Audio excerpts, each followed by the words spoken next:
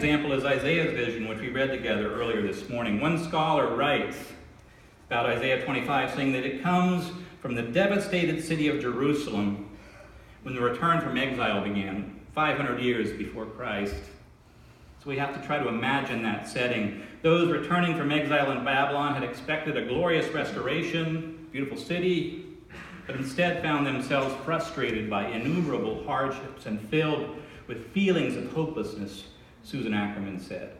It's in this context that Isaiah, or one of his followers, offers his vision, surrounded by death and destruction and the hopelessness of refugees and exiles, people without a home. Isaiah spoke of a day beyond their imagining.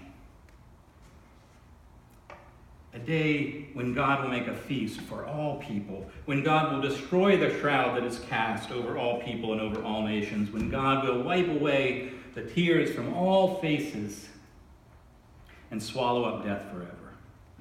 In the midst of a dreamless, hopeless place, Isaiah dared to dream God's dream. There's a certain kind of fire that no water can put out. There's a certain kind of power that cannot be overcome. It is the fire of holy imagination. It's the power of spirit, alive in the world.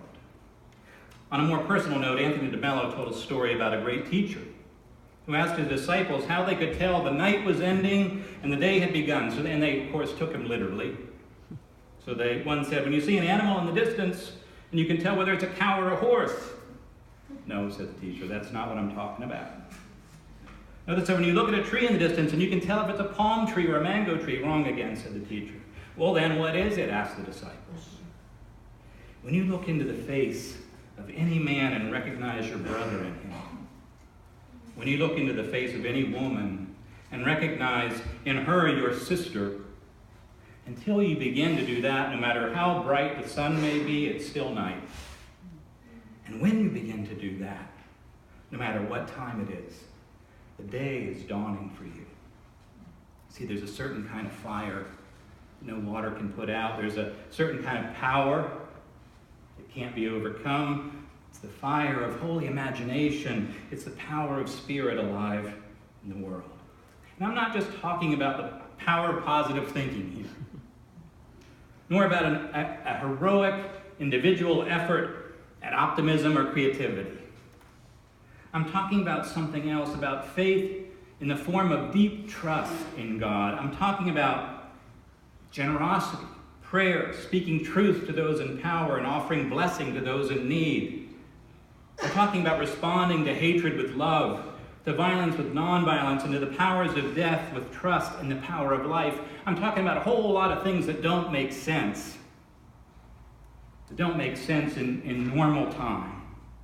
All of these things are forms of holy imagination, expressions of deep trust in the divine imagination through which all things are created and redeemed and renewed. You know, sometimes in our grief and despair, we won't be able to embrace holy imagination. We won't be able to summon such trust. That's why we're here this morning together. We're not in this life-giving, world-remaking task alone.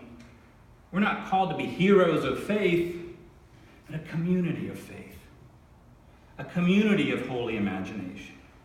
So that when I can't imagine the possibilities of God for my life or for the world, you will imagine them for me and lift me up.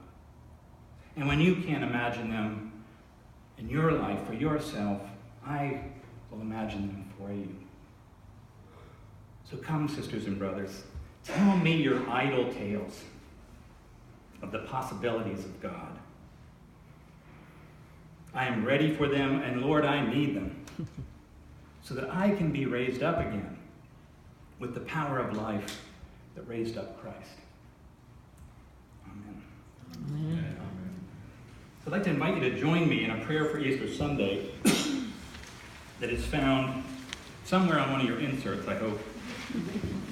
I believe it is. It's on the back of the announcements, I think, the orange sheet. And again, I'm going to invite you to please stand if you're able. Stand in body or spirit. And let's say